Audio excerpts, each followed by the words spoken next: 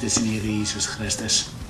Vanaand dan ook ons laaste Pinksterdiens en ek hoop regtig dat u ook hierdie Pinksterreeks geniet het en dat dit ook waardevol was vir elkeen van u.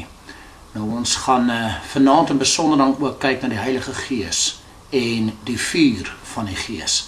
En ons teksgedeelte is 1 Tessalonisense 1 verse 2 tot 7. Maar voordat ek vir ons gaan voorlees ook, kom ons sluit die oë in gebed. Ons Heer, ons Koning Jesus Christus. Here, baie dankie vir die week, waarin ons ook gedink het aan die Gees wat u vir ons gee.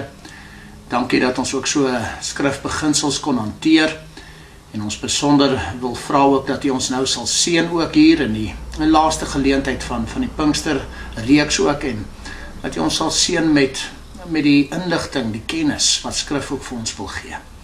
Seën elkeen van ons ook so, seën die prediking, seën die lees van die woord, en seën elkeen wat ook nou gaan luister. En ek bid dit so in die naam bo alle name, die naam van Jesus Christus. Amen. Ek lees graag vir ons 1 Tessalonisense hoofstuk 1, verse 2 tot 7. Paulus natuurlik wat hier skryf en sê, ons dank God altyd oor julle almal, as ons aan julle dink in ons gebede.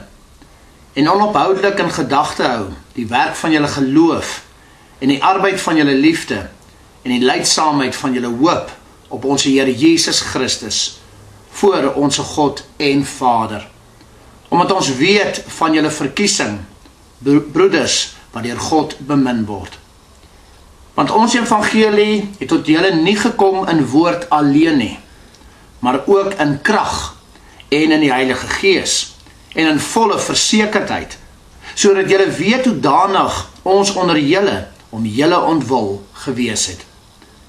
En julle het navolgers van ons geword en van die Here, deurdat julle die woord in baie verdrukking ontvang het met die blydskap van die Heilige Gees, sodat julle voorbeelde geword het vir al die gelowiges in Macedonië en Achaia. Tot sover. Ek herhaal vir ons hier op vers 5. Want ons evangelie het tot julle nie gekom in woord alleen nie, maar ook in krag en in die Heilige Gees en in volle versekerdheid. Tot sover.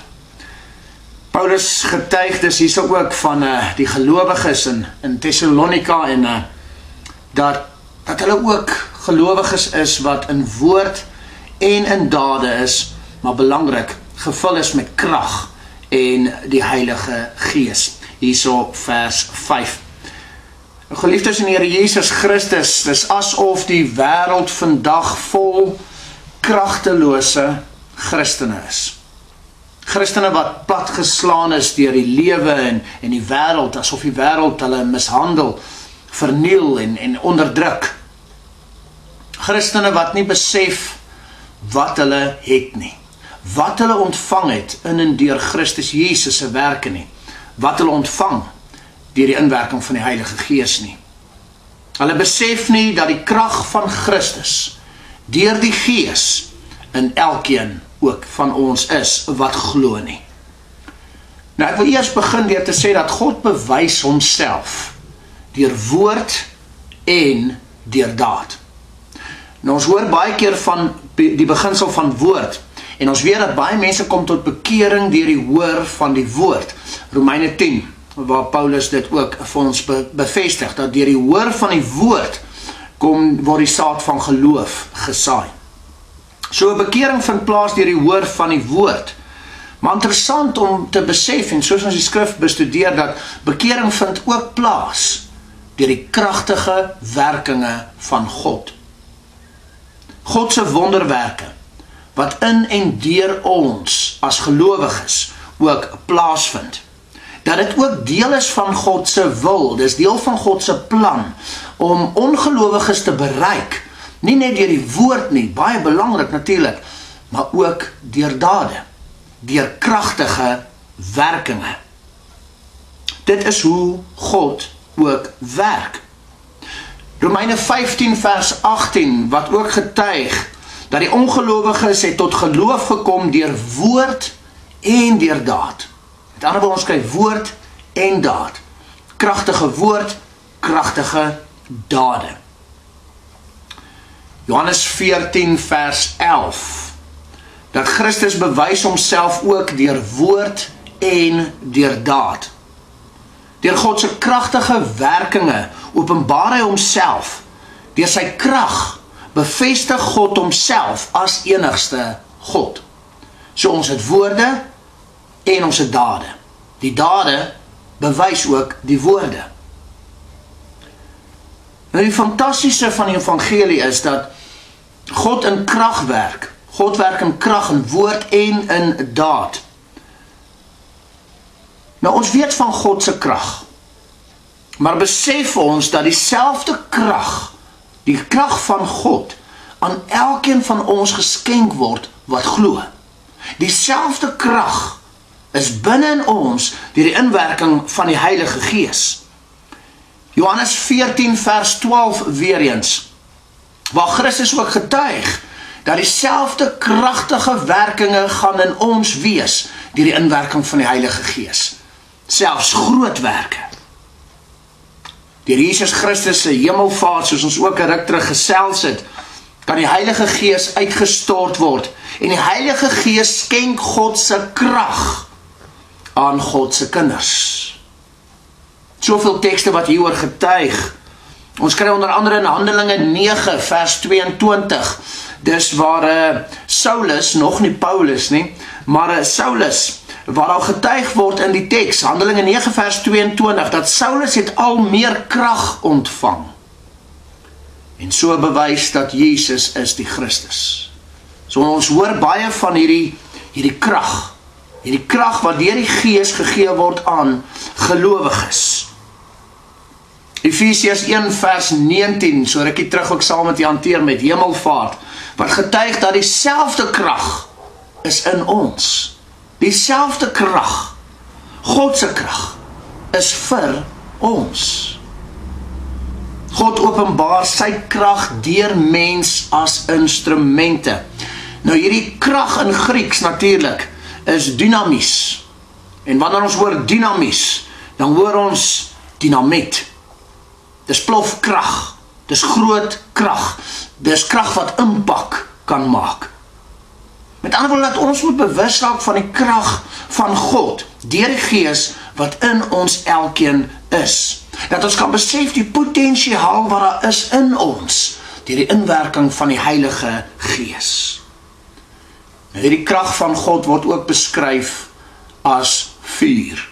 Nou ons weet in die skrif, daar's dele wat verwys na vuur, en hierdie vuur is die oordeelkant natuurlik, maar daar's baie tekste wat verwys na 'n vuur, nie as oordeel nie, maar die vuur as die krag van die Heilige Gees, wat aan elkeen van ons gegee word, wat glo in Christus. Tekste soos Matteus 3 vers 11 en Lukas 3 vers 17, wat getuig dat Christus sal ons doop met die Heilige Gees en met vuur. So ons kry baie keer die assosiasie tussen die Heilige Gees en die vuur. Daar's 'n verbintenis tussen die vuur, die krag van God, deur die Heilige Gees. Maar hulle word ook baie keer apart genoem, om vir ons te bevestig, daar's krag in en deur die Heilige Gees. Christus sal ons doop met die Heilige Gees en met vuur. Handelinge 2 vers 1 tot 4, die uitstorting van die Heilige Gees, is eintlik die uitstorting van die vuur van die Heilige Gees. Die uitstorting van die Heilige Gees in krag.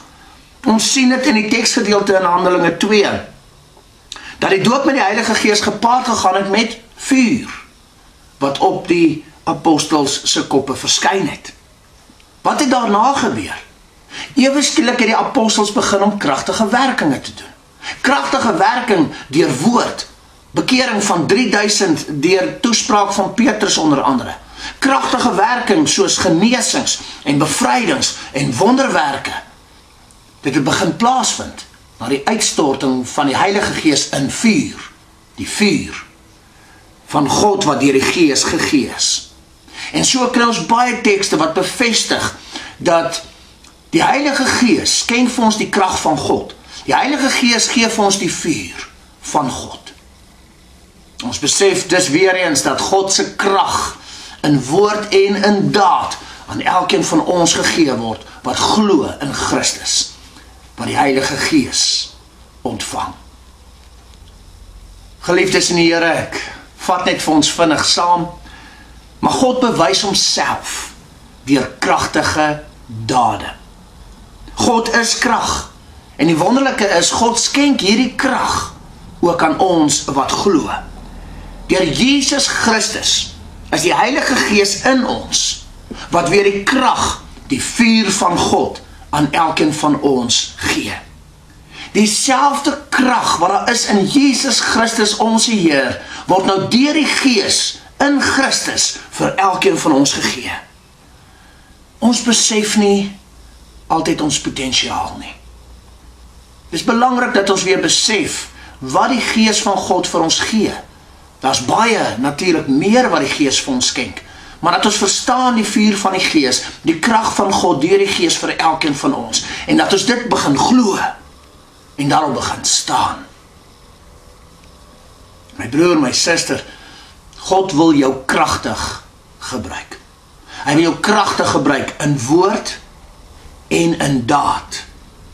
Met die krag van Christus in jou kan jy berge versit. Jy kan sien hoe die onmoontlike moontlik raak. Jy kan wonderwerke sien en wonderwerke beleef. Die Heilige Gees en die vuur van die Gees is in jou en met jou en by jou. Besef dit weer. Glo dit weer. En leef in die Gees. Leef in die vuur van God. Amen. Kom ons sluit die oë. Ek doen graag vir ons gebed. Ons Heer, ons Koning Jesus Christus. Ja, Here, dankie dat ons vanaand so 'n bietjie kan verstaan dat deur die werke wat U volbring het in ons plek, dat U die Heilige Gees vir ons gee. En dankie dat ons verstaan dat die Heilige Gees skenk vir ons U krag. Die Heilige Gees gee vir ons U vuur. Dankie, Here, dat ons kan verstaan dat U nog altyd werk in krag. Dat U nog altyd werk deur kragtige woord en deur kragtige dade. En dat dit nog altyd deel van U wil en plan is om ongelowiges te bereik in woord en in daad. Om hulle te kan bereik deur kragtige woorde, maar ook deur kragtige dade. Deur wonders wat gesien kan word. Dankie vir die voorreg wat ons het, Here. Dat U ook dit vir ons gee. Dat ons verstaan dat dieselfde krag waarmee U ook uit die dood opgewek is, daai selfde krag is nou binne in ons, deur die inwerking van die Heilige Gees. Help ons, Here, dat ons nie kragtelose Christene sal wees nie, maar gevul deur U Gees, sal werk in U krag, in woord en in daad. Ek bid vir elkeen wat luister vanaand ook, en dat elkeen weer hulle potensiaal in U sal besef. Dat hulle sal besef die groot krag, die wonderwerk doenende krag, wat binne elkeen van ons is. Nie deur onsself nie, nie deur ons eie werke of verdienste nie, maar deur U werke in ons plek. Dankie dat U dit ook so vir ons skenk, en help ons om te leef in U krag, en dit te versprei, om dit te gebruik, sodat die ongelowiges bereik kan word. Ek bid dit ook so, in die naam bo alle name, die naam van Jesus Christus. Amen. Geliefdes in die Here, mag die Here U wonderlik seën met die beseffing van die krag van God, wat in elkeen van U is. Mag U dit gebruik, tot eer en verheerliking van ons God se naam, in Christus Jesus. Lekker aand vir almal.